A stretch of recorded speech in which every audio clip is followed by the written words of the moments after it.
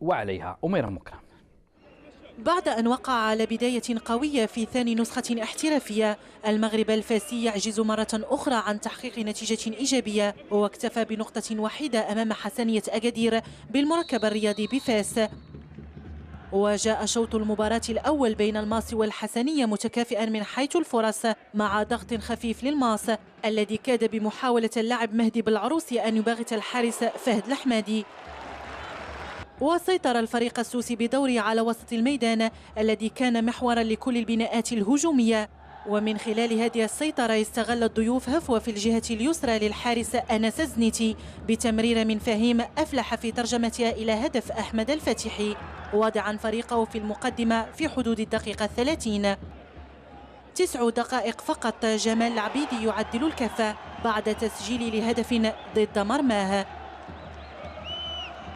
باقي دقائق الجولة الأولى لم تأتي بالجديد لينتهي الشوط الأول بالتعادل هدف لمثله، وخلال شوط المدربين توالت فيها المحاولات خصوصا من جانب الماس الذي بحثت عناصر عن الهدف، لكن الدفاع المتراس للحسنية وقف سدا منيعا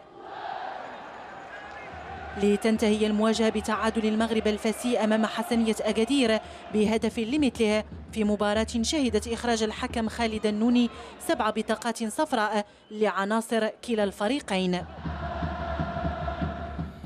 أمس في